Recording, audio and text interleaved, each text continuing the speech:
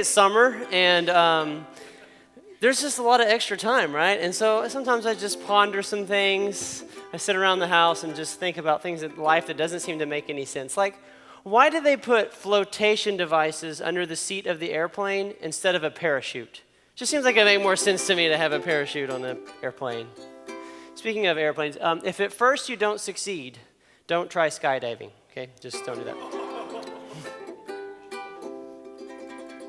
Why do you sing Take Me Out to the Ball Game when you're already at the ball game? I've never understood why you sing it there. It doesn't make any sense. Maybe in the car on the way. And why do they call them stands if they're made for sitting? I don't know. That just seems like a weird thing in there. I don't understand. What's another word for thesaurus? I don't know that one. Okay. Okay, so peanut oil comes from what? Peanuts, right. Olive oil comes from what? Olives, yeah. Where does baby oil come from? I don't know. That's strange to me. Okay. When you can't get much sleep at night, they say like, oh, you tossed and turned all night. You know, you've heard that? Okay. I mean, I've had a lot of nights where I was staying up turning over and over. I have never been laying in bed not able to sleep and just start tossing things around the bedroom. I don't understand. In fact, if you're doing that, that is why you can't sleep. I just want you to know, okay? So vegetarians eat what? Vegetables, right? What do humanitarians eat? Baby oil? I don't know. Just thinking about that earlier. So I was filling out a medical form the other day, and it asked for an emergency contact, and so I just put 911. I figure they know more than my mom about how to handle an emergency, okay?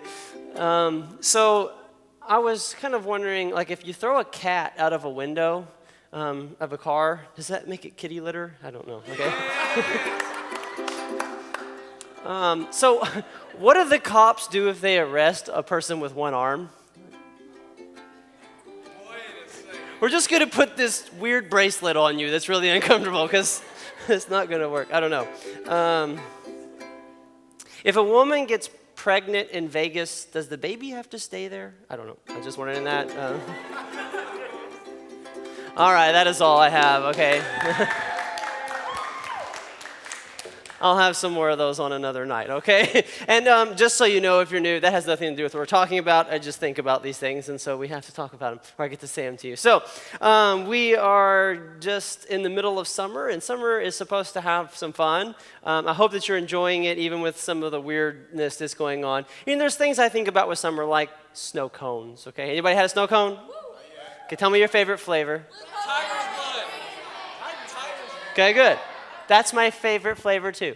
And okay, and then there's the things like swimming. Okay, some of you like swimming, some of you hate swimming. Then there's we're supposed to be able to go to water parks in the summer, but most of them are closed. I think I don't know, but maybe they'll start opening soon, and you'll get to go to a water park. When I was your age, I remember we went to Slitterbahn. Anybody been to Slitterbahn? Okay.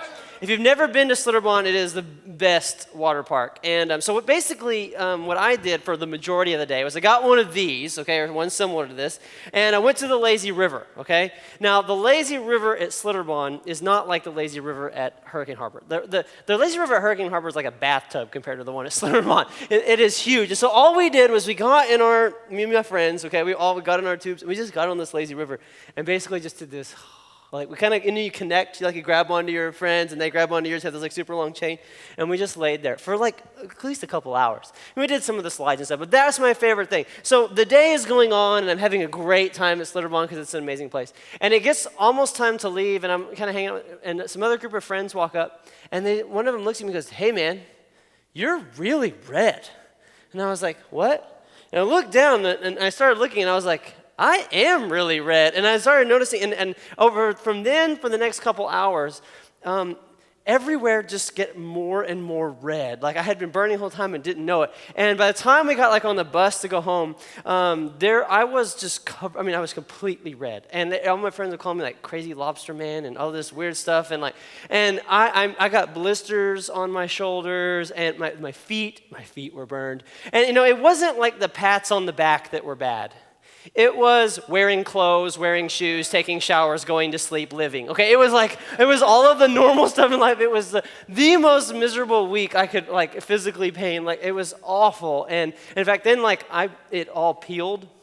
Have you ever had that? And so I remember I was at church and I had my nice clothes on and it was all itchy, because of the peeling. And so I just took my sleeve and went, and it was like snowing out my sleeve. It was disgusting. Okay, so here's the thing though. After I got all the burn, I would go up to people and they would see me being like, okay, and I'm literally just bright red. And they said the same thing to me over and over again. Well, why did you get burnt? I was like, I didn't know I was getting burned when I was getting burned, okay? It's not like touching something in the oven. You pull, ow, can you do that? You don't take the pan and go, okay, it's like no one does that because it's instant. The pain is there. But with the sunburn, it's slow, right? You don't know it's happening. It's a slow thing that happens. You don't know it's happening when it's happening. Kind of like this lady, I read this story about her. She was in one of these, okay, and she was at the beach and with some friends and stuff. And they were all kind of relaxing and doing things and laying on the beach. And she was laying on one of these just kind of out in the ocean, just relaxing, riding those waves like this over and over. And well, it was so comfortable, she fell asleep. And when she woke up, she couldn't see land. See, she'd been out there just drifting, and it seemed like nothing was happening. It was just a little woof, and then another woof, that's each of those waves. But over time, after she fell asleep, this amazing amount of drift had happened, and she was freaking out because she didn't know which way to swim. There was nothing to do. And luckily, a lifeguard had seen her disappearing, called for help, and a boat went and rescued her, so we know her story. Otherwise, it would be there was this lady that disappeared, we don't know what happened to her. But anyways, and here's the thing. If you were to ask her, why did you drift out at sea? She would probably say, I don't know why. I didn't know I was drifting. Because when you're drifting, you don't know that you're drifting. Did you know? It's like you don't realize how far you've gone or how far you're going. It just kind of happens. And so something that I have seen over and over and over again is that in people's lives, they end up somewhere they don't want to be. And then they go, how did I get here? They end up in the middle of a situation in their life and they go, oh, I never intended to be, how did this happen? Or you look at somebody's life, have you ever looked at the decision that somebody made and go, how could you be that dumb? And you didn't used to be that dumb. How did you get there? How did you do that? And here's another thing I've seen. I've seen many people who were in love with Jesus. They were just going after Jesus. If we said, who's the man? Jesus. Yeah, they were the one that said it the loudest, okay? We do this thing here if you're new, okay? And so if they were the one that was all into it, and then you see them a year later, and they're completely out of church, completely away from God, and you're like, how did that happen? Drift. Say, don't drift. Don't drift. See, I have seen drift in some of the most extreme ways. And so, and when you tell the two ends of the story, it doesn't really seem to make sense because if you don't see the drift. I knew a guy, it was my freshman year in college, okay? We moved in, it was the first day in the dorm, and I'm playing some music on my stereo, and we had a CD player, okay? And I had my Christian music in my CD player, and I was playing my music, and he comes from the next room, and because there's a hallway with a bunch of different dorms, and he comes in, he goes, hey, what's up? I heard your music. It's I played on the worship team in my church, and I'm so excited, another Christian next door, and he's we can maybe do Bible study, and da-da-da-da. Okay, he was so excited, okay? In on his worship team, so you can picture our people up here. It's maybe one of them, okay? At the end of the year, okay, the end of that year, so we had 2 semesters, the end of the second semester, the end of the year, we're in the hall getting ready to take a test and waiting for the doors open so we can go in, and I look at him, and he kind of looks kind of off, and I said, hey, you all right? You ready? He goes, yeah, I'm really high right now. I got high before I came because it takes the edge off, and I'm not as nervous. Yeah, it took the edge off of all of his grades. He failed really bad. He failed so bad I never saw him at school again. I don't know what ended up happening there, but that was the end of that guy. And so I look at this progression. In my room, excited about me playing worship music, failing out of school high. How does that even happen? There was drift. If I would have told him on that first day, hey, you know what, by the end of this year, you're going to be on drugs and you're going to fail out of school, he'd be like, are you crazy? I love Jesus. I'm not doing that. And but that's what happened, right? And I've seen these crazy stories. I mean, you probably, or maybe you've heard of, seen on the news, some pastor who has an affair with someone in their church. And you're like, you're a preacher. How? And in fact, I had a friend who was married to someone who worked at a church. okay? And she had an affair with someone else that worked at the church, and of course they ended up getting divorced. And I'm like, because you had two people who had devoted their life to serving God at a church, and they ended up having, how does that happen? Drift. Not in one day, not in one moment, it was drift. And I say these crazy stories because you hear these stories, you're like, well, that's never going to be me, and I don't believe it ever will be. But if you don't recognize this and realize this, if we're not careful, we will have drift in our life. And you can end up in a place doing something that you never wanted to do if you don't pay attention to drift. And I want to help us maybe recognize drift in our lives because here's why. I don't want to see you in the middle of something you wish you never were in. I don't want to see you down the road going, how did I get here? Okay, I sat in my office about 6 or 7 years ago. It might have been longer than that now. But anyways, someone in our youth group came in and he sat down with me and he said, I'm a drug dealer and I don't know how to stop. And I remembered like 2 years earlier where his relationship with God was and where he was now. And I'm like, wow, that's some drift, okay? And so, I obviously, I'm not saying you're going to become a drug dealer. I don't want to see you addicted to something, though. I don't want to see you in a place where you're without friends because you've drifted and hurt friendships. I don't want to see you where you've drifted so far from your family and your relationships with them where it feels unrepairable. I don't want to see you in those places. And I don't want to see you've drifted away from God. And I see it over and over again, so I want us to talk about drift. In fact, the writer of Hebrews, he talks about this. He wanted us to understand. So he says, you must pay careful attention, therefore, to what you have heard so that we do not drift. He doesn't want us to drift away. Not like the lady out in her thing where she's just drifting out in the middle of the ocean. I don't see you drifting out. And so there's a guy in the Bible who drifted, okay? He drifted pretty bad. And he's actually a pretty famous person. You may know of a guy named Solomon. So if you've heard of Solomon, do you know, what's the first thing that comes to mind when you think Solomon? Wisdom. That's what a lot of people think of as wisdom. And I was supposed to bring my Bible out here, and I left it. And I actually, when I play drums, I get really distracted in my other props backstage, so I'll be going back there in a minute. Okay, and anyways, so here's Solomon, and he is known for his wisdom. So essentially, he has like this genie moment with God, okay, where God comes and says, ask whatever you want, and I'll give it to you. Okay, and he doesn't ask for money. He doesn't ask for power. He doesn't ask for wisdom. I know what you would ask for, like superpowers, like, I want to fly, okay? What superpower? I don't know what superpower is the best one, but I don't know what you would have picked, but you'd probably pick something like that, okay? I wish for more wishes, okay? I don't know. But this is what he does. He asks God for wisdom to rule, and God gives him wisdom. And through that wisdom, he got power, he got, girls, and he got money. In fact, it says, King Solomon was greater in riches and wisdom than all the other kings on the earth.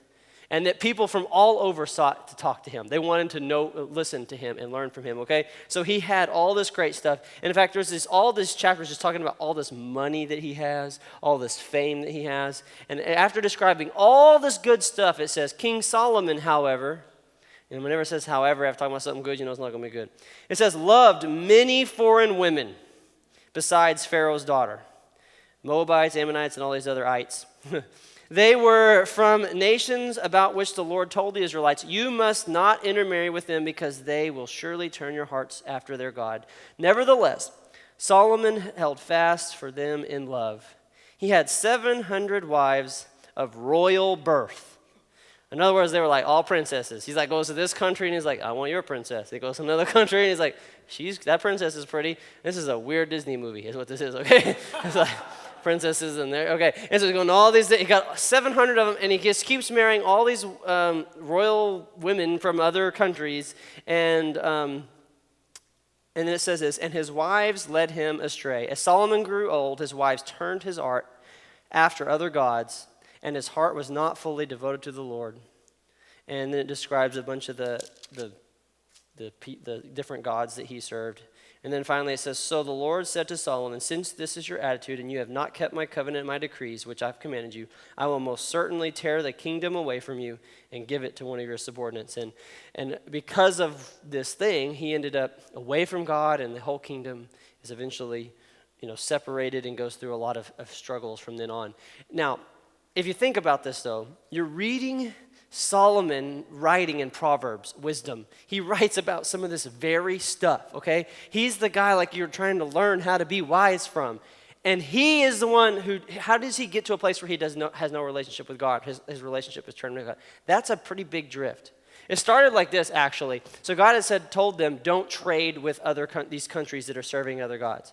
And so he starts trading horses. Like horses, and he's like, okay, God, I'm not going to stop serving you. I'm just trading horses. And it paid off. They made a bunch of money, okay? And he's getting wealth from that. And then he marries an Egyptian princess.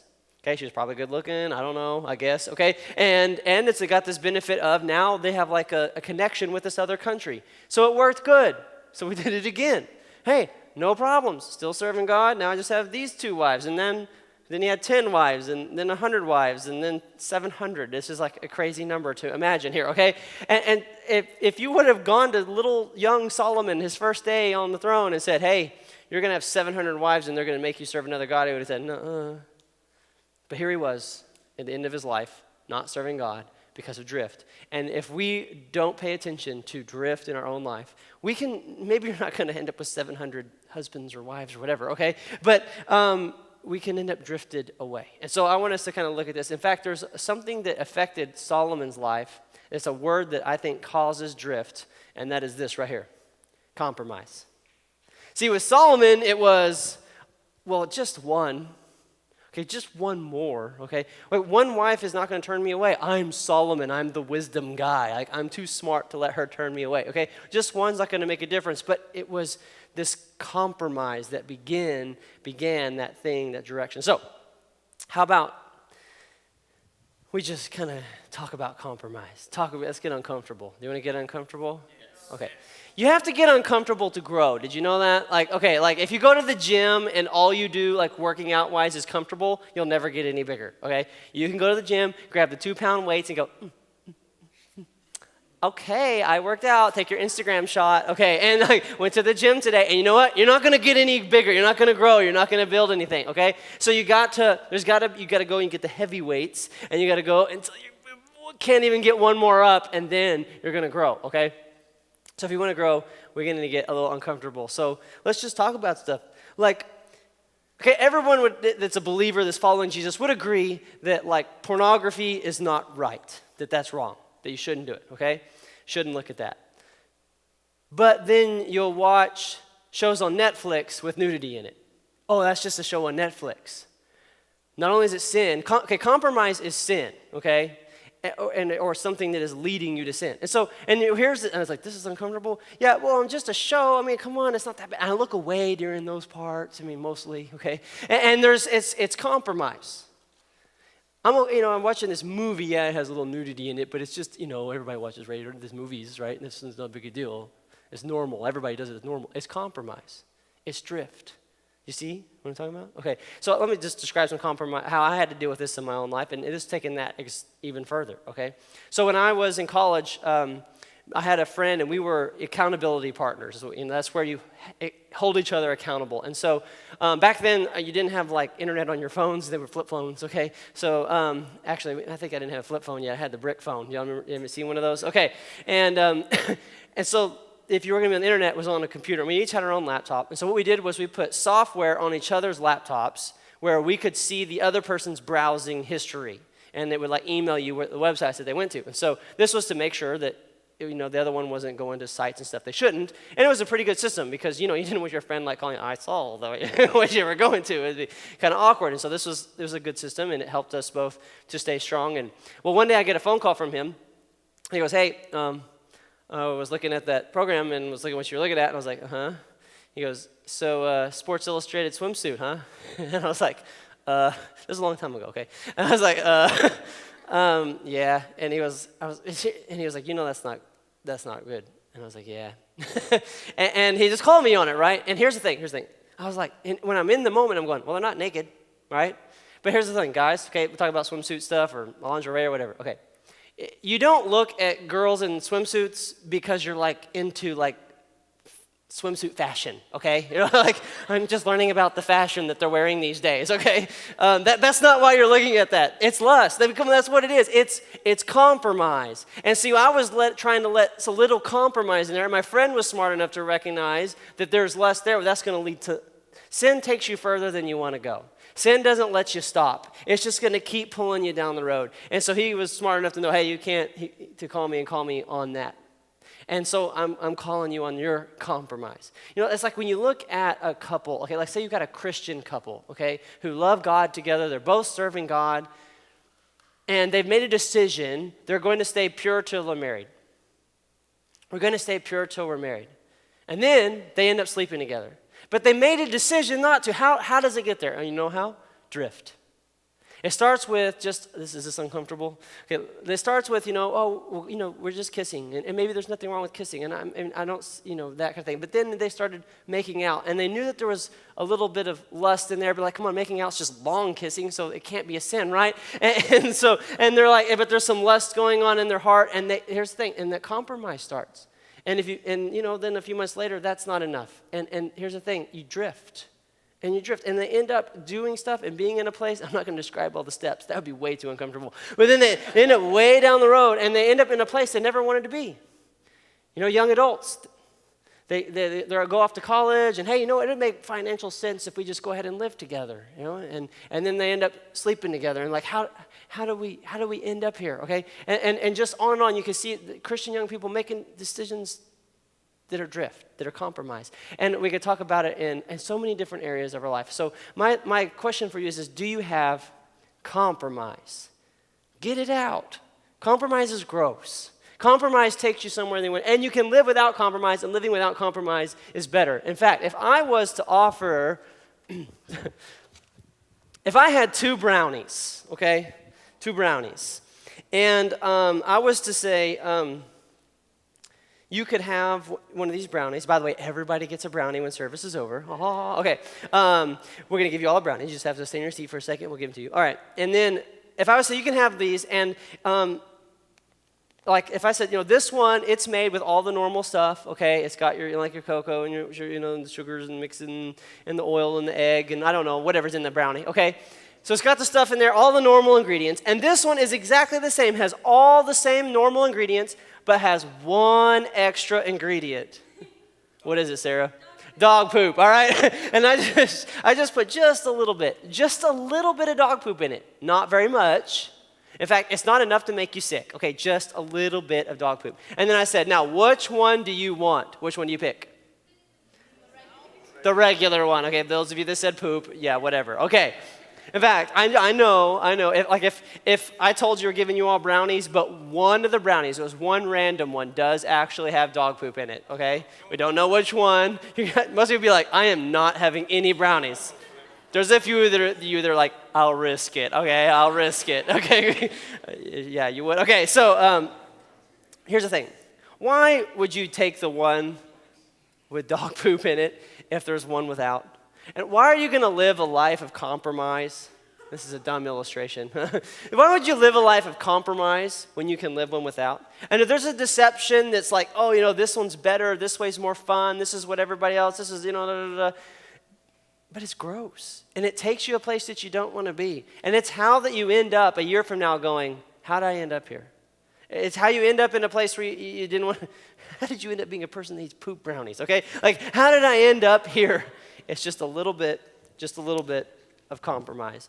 So we don't want to have compromise. How do we keep this out? How do we keep drift out? He says this. So we read this a while ago. I just highlighted some stuff now. You must pay more careful attention, therefore, to what you have heard, so that you do not drift away.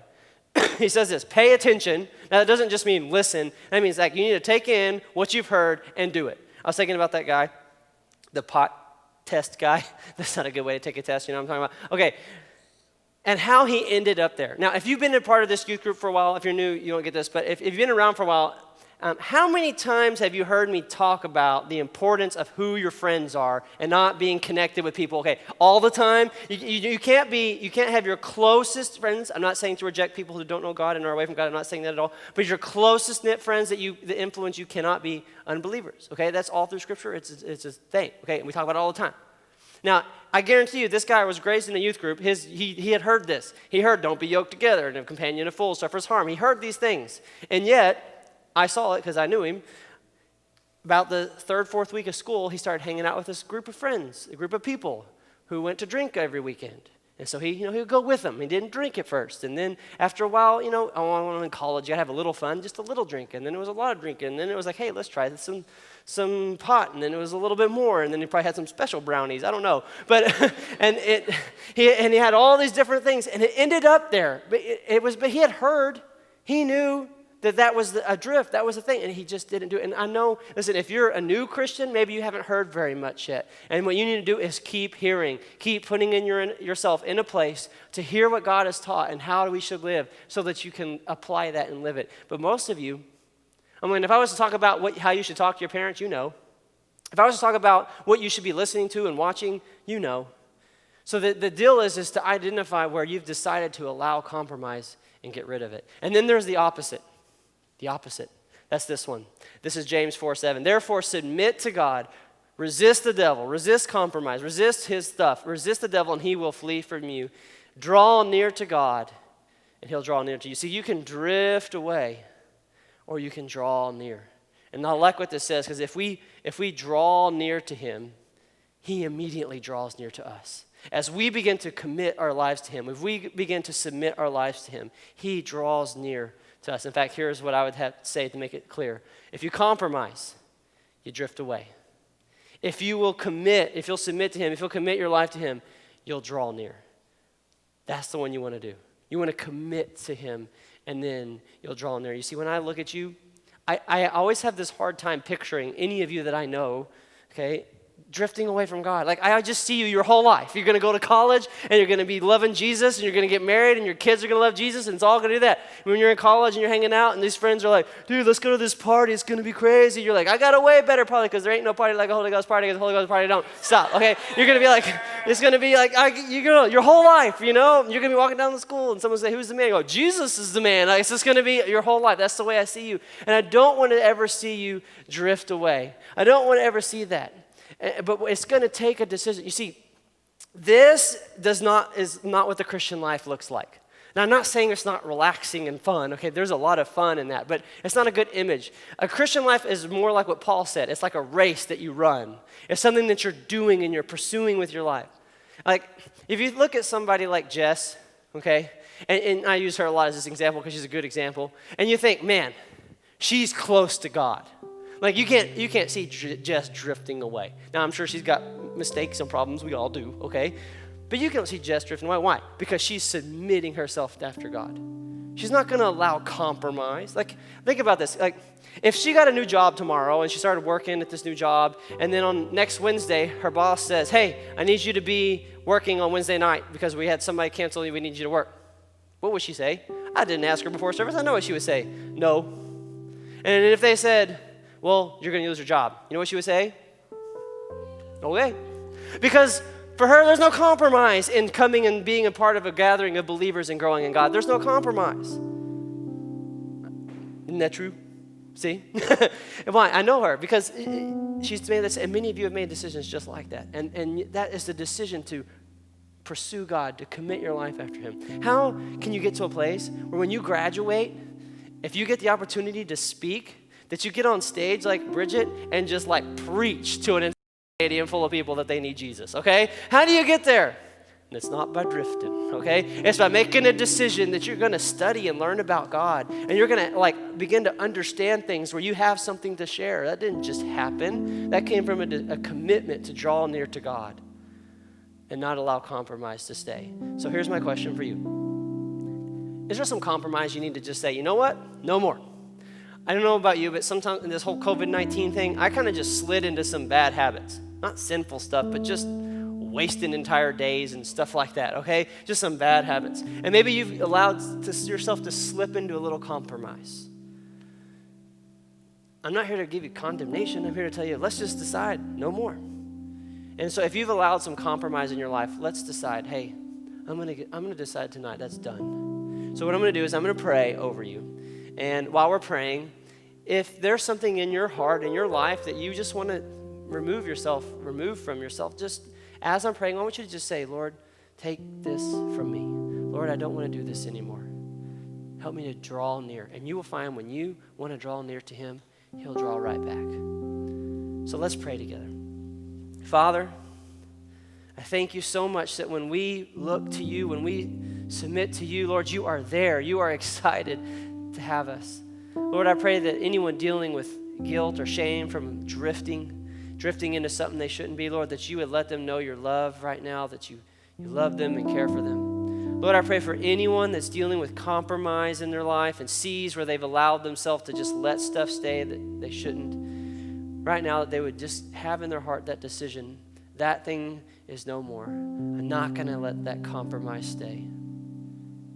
Lord, I pray that we would submit our lives completely to you, commit every day to learning more about you, to serving you, to loving like you. In Jesus' name I pray. Amen.